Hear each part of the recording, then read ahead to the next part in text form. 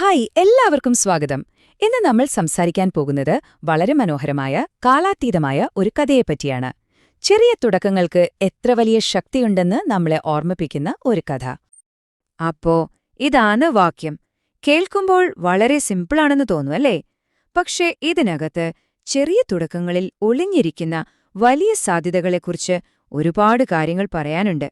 നമുക്കതൊന്ന് വിശദമായി നോക്കാം.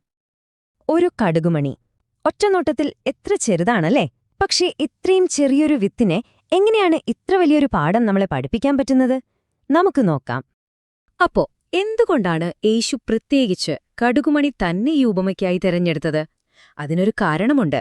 ആ കാലഘട്ടത്തിൽ എല്ലാവർക്കും അറിയാവുന്ന ഒരു കാര്യമായിരുന്നു വിത്തുകളിൽ വെച്ച് ഏറ്റവും ചെറുതാണ് കടുകുമണി എന്ന്. എന്നാൽ അത് വളർന്നു കഴിഞ്ഞാലോ അതൊരു വലിയ ചെടിയായി മാറും.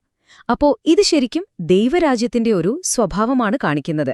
തുടക്കം വളരെ ചെറുതായിരിക്കും, പക്ഷെ അതിന്റെ വളർച്ചയോ വളരെ വലുതും. ഈ ഉപമയിൽ നിന്ന് നമുക്ക് കിട്ടുന്ന ആദ്യത്തെ വലിയ പാഠം എന്താണെന്ന് വെച്ചാൽ അത് ദൈവത്തിന്റെ ഒരു പ്രവർത്തന രീതിയാണ്. വലിയ കാര്യങ്ങളെല്ലാം ദൈവം തുടങ്ങുന്നത് എപ്പോഴും വളരെ ചെറുതായിട്ടായിരിക്കും. ചരിത്രത്തിലേക്കൊന്ന് നോക്കിയാൽ മതി, ഇത് നമുക്ക് ശരിക്കും വ്യക്തമാകും. ഒന്ന് ആലോചിച്ചു നോക്കിയേ. ലോക ചരിത്രത്തെ തന്നെ മാറ്റിമറിച്ച ക്രിസ്തുവിന്റെ പ്രബോധനങ്ങൾ എവിടെ നിന്നാ തുടങ്ങിയത്? ബെത്ലഹേം എന്ന ഒരു കുഞ്ഞു പട്ടണത്തിൽ നിന്ന്. കൂടെ ഉണ്ടായിരുന്നതാരാ? സാധാരണക്കാരായ 12 ശിഷ്യന്മാർ മാത്രം. കണ്ടോ, അന്നത്ര നിസ്സാരമെന്ന് തോന്നിയ ഒരു തുടക്കമാണ് പിന്നീട് ലോകം മുഴുവൻ പടർന്നു പിടിച്ച ഒരു വലിയ വിശ്വാസമായി മാറിയത്. അതുകൊണ്ട് നമ്മുടെ കഴിവിനെക്കുറിച്ചോ സാഹചര്യങ്ങളെക്കുറിച്ചോ ഓർത്ത് നമ്മൾ നിരാശപ്പെടേണ്ട ഒരു കാര്യവുമില്ല. കാരണം എന്താണെന്നറിയോ? നമ്മുടെ ചെറിയ തുടക്കങ്ങളിൽ ദൈവത്തിന്റെ ഒരു ഇടപെടൽ ഉണ്ടാകുമ്പോഴാണ് ശരിക്കുള്ള അത്ഭുതങ്ങൾ സംഭവിക്കുന്നത്. നമ്മൾ ചെറുതാണെന്ന് കരുതുന്ന കാര്യങ്ങൾ പോലും അവിശ്വസനീയമാം വിധം വലുതായി മാറും. ഓക്കേ, അപ്പൊ നമ്മൾ ചരിത്രത്തെക്കുറിച്ചൊക്കെ പറഞ്ഞു. ഇനി ഈ ആശയം നമ്മുടെയൊക്കെ വ്യക്തിപരമായ ജീവിതത്തിലേക്ക് എങ്ങനെ കൊണ്ടുവരാം എന്ന് നോക്കിയാലോ? ഈ കടുകുമണിയുടെ വളർച്ചയില്ലേ, അത് നമ്മുടെ ഓരോരുത്തരുടെയും വിശ്വാസ ജീവിതത്തെ എങ്ങനെയാണ് കാണിച്ചു തരുന്നതെന്ന് നമുക്ക് നോക്കാം. നമ്മുടെ ആത്മീയ വളർച്ച എന്നു പറയുന്നത് ഒറ്റ രാത്രി കൊണ്ട് സംഭവിക്കുന്ന ഒരു മാജിക് അല്ല, അല്ലേ? അത് സ്ഥിരമായി നമ്മൾ എടുക്കുന്ന ചെറിയ ചെറിയ ശ്രമങ്ങളുടെ ഒരു ഫലമാണ്. ദിവസവും ചെയ്യുന്ന ഒരു ചെറിയ പ്രാർത്ഥന, ശരിയായ ഒരു കാര്യം ചെയ്യാനുള്ള ഒരു കുഞ്ഞു തീരുമാനം, വചനം വായിക്കാനുള്ള ഒരു ചെറിയ ശ്രമം, ഇതൊക്കെ ചെറുതാണെന്ന് നമുക്ക് തോന്നാം.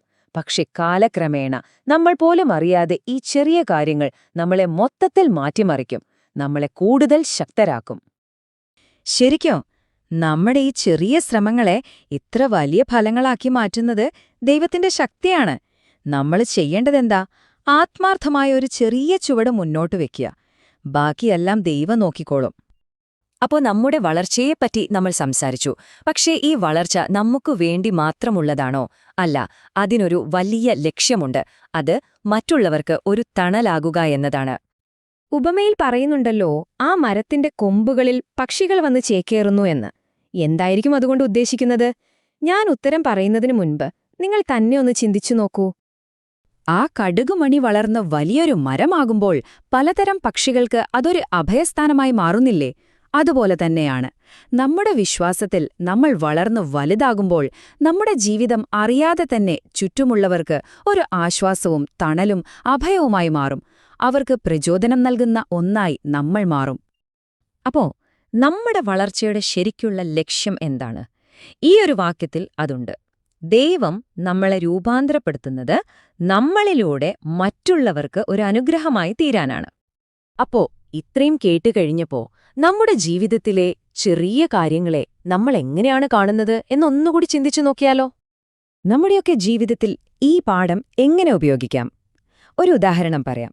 ഒരു ചെറിയ ബിസിനസ്, ഒരുപക്ഷെ നിങ്ങൾ ഇന്ന് തുടങ്ങാൻ ആഗ്രഹിക്കുന്ന ഒരു ചെറിയ സംരംഭം. അതിനെ ഒരിക്കലും വില കുറച്ചു കാണരുത്. അല്ലെങ്കിൽ നിങ്ങൾ മറ്റൊരാൾക്ക് ചെയ്യുന്ന, ഒരുപക്ഷെ നിങ്ങൾക്ക് നിസ്സാരമെന്നു തോന്നുന്ന ഒരു ചെറിയ സഹായം, അതിന് ചിലപ്പോൾ വലിയ മാറ്റങ്ങൾ കൊണ്ടുവരാൻ കഴിഞ്ഞേക്കും. അതുമല്ലെങ്കിൽ നിങ്ങളുടെ ജീവിതത്തിൽ നിങ്ങൾ വരുത്താൻ ആഗ്രഹിക്കുന്ന ഒരു ചെറിയ ശീലമാറ്റം, അതും ഒരു വലിയ യാത്രയുടെ തുടക്കമായിരിക്കാം, അല്ലേ? പക്ഷേ ഇവിടെയാണ് ഏറ്റവും പ്രധാനപ്പെട്ട ഒരു കാര്യമിരിക്കുന്നത്. ഈ ചെറിയ തുടക്കങ്ങളെല്ലാം എപ്പോഴാണ് വലുതായി മാറുന്നത്? എപ്പോഴാണെന്നോ? അതിൽ ദൈവത്തിന്റെ കരം പ്രവർത്തിക്കുമ്പോൾ. അതുകൊണ്ട് ഒന്നിനെയും ഒരിക്കലും ചെറുതായി കാണരുത്.